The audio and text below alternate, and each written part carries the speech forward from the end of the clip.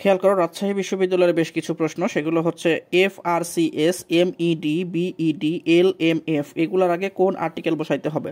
আমরা একটু আগেই বলে আসলাম যে শব্দ কনসোনেন্ট দ্বারা শুরু হইলে, মানে কনসোনেন্ট আলফাবেট দ্বারা শুরু হইলে এ বসার কথা, কিন্তু না, যদি কনসোনান্ট মানে ওয়ার্ড কনসোনান্ট আলফাবেট দ্বারা শুরু হওয়ার পরেও যদি উচ্চারণটা ভাওয়েলের মতো চলে আসে তাহলে সেক্ষেত্রে আমরা এন বসাবো।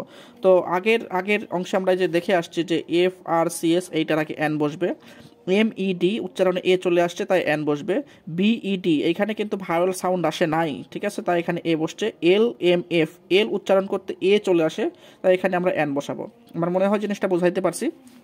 এবার পরবর্তী অংশে আমরা যাচ্ছি, দেখো যে I will be with you in a quarter of an hour. আমি তোমার সাথে মানে কোয়ার্টার অফ অ্যান আওয়ার মানে একটা নির্দিষ্ট সময় থাকবো তোমার সাথে। এখন এই যে কোয়ার্টারের আগে কোন আর্টিকেল বসাবো, আমরা এ বসাবো কেন, কারণ কোয়ার্টার শব্দটা কিউ দ্বারা শুরু হয়েছে, কিউ এর উচ্চারণ, এই কিউটা হলো কি, আসলে কিউ হচ্ছে কনসোনেন্ট, কনসোনেন্টের উচ্চারণ যদি কনসোনেন্টের মতোই আসে তাহলে সেখানে এ বসাবো, আর যদি কখনো ভাওয়েলের মতো চলে আসে তাহলে সেখানে এন বসাইতে হবে। বেশ কিছু অনুবাদের জন্য আমরা কয়েকটা লাইন একটু পড়ে নিই। কোয়ার্টার টু এটা মানে হচ্ছে পৌনে, কোয়ার্টার পাস্ট মানে হচ্ছে শোয়া, আর হাফ পাস্ট মানে হচ্ছে সাড়ে।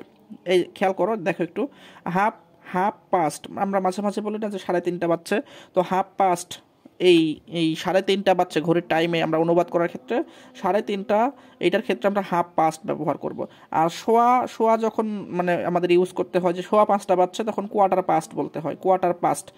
আর পৌনে পৌনে মানে হচ্ছে 5টা বাজার 15 মিনিট আগে, এক্ষেত্রে আমরা কোয়ার্টার টু ব্যবহার করব। তাহলে আমি জিনিসটা আরেকবার বলছি, দেখো, কোয়ার্টার টু মানে হচ্ছে পৌনে, পৌনে কি সেটা পৌনে 5টা হইতে পারে, পৌনে 6টা হইতে পারে, ঠিক আছে।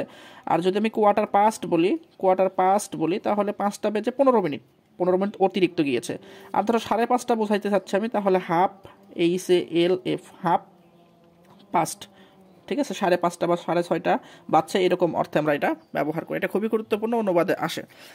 আরও একটা প্রশ্ন দেখো, বেগম রোকেয়া বিশ্ববিদ্যালয়ে আসছিল এটা, he is dash BBA student, BBA সাধারণত আমরা এরকম ভাবি যে অ্যাব্রিভিয়েশনের আগেই এন বসে না, BBA এইখানে প্রথম অক্ষর বি উচ্চারণ করতে গিয়ে কিন্তু এখানে ভাওয়েল সাউন্ডটা আসে না, তাই এখানে আমাদের এ বসাইতে হবে, ঠিক আছে। শাহজালাল বিজ্ঞান প্রযুক্তি বিশ্ববিদ্যালয়ের প্রশ্ন আমরা একটু দেখব, দেখো, হি ইজ MBBS উচ্চারণ করতে গিয়ে প্রথম অক্ষর এম, এটা কনসোনেন্ট আলফাবেট, কিন্তু তবু এর আগে আমরা এ না বসে এন বসাচ্ছি, কারণ এম উচ্চারণ করতে গিয়ে এ উচ্চারণটা চলে আসে, এম এম এরকম, ঠিক আছে। আবার দেখো, Jalal is MSc student, MSc যদিও এম এটা কনসোনেন্ট কিন্তু এইটার উচ্চারণ করতে গিয়ে ভাওয়াল সাউন্ড চলে আসার কারণে এটার আগে এন বসাইতে হবে, ঠিক আছে। এবার দেখো, রাজশাহী বিশ্ববিদ্যালয় এবং জগন্নাথ বিশ্ববিদ্যালয়ে কিছু প্রশ্ন আমরা সলভ করব। তোমরা ভিডিওটা পজ করে অবশ্যই নিজেরা খাতা আগে করো, করে আমার সাথে উত্তরটা মিলাও। Benaras is dash holy city, holy এটার প্রথম অক্ষরটা দেখো এইস, এটা কনসোনেন্ট এবং এখানে ভাওয়েল সাউন্ডটা আসে নাই, তাই এখানে আমরা এ বসাবো, ঠিক আছে। Sunday is dash holiday for us, Sunday is not a holiday for us, ওই যে হলিডের প্রথম অক্ষর এইস এটা কনসোনেন্ট এবং সাউন্ডটাও কনসোনেন্টই আসছে, তাই এখানে এ বসাইতে হয়েছে। দ্য কিং লেফট এয়ার, যদিও এইস কনসোনেন্ট আলফাবেট কিন্তু এইটার উচ্চারণ এই ই এর উচ্চারণের সাথে সামঞ্জস্যপূর্ণ, হেয়ার উচ্চারণ হয় না, এটার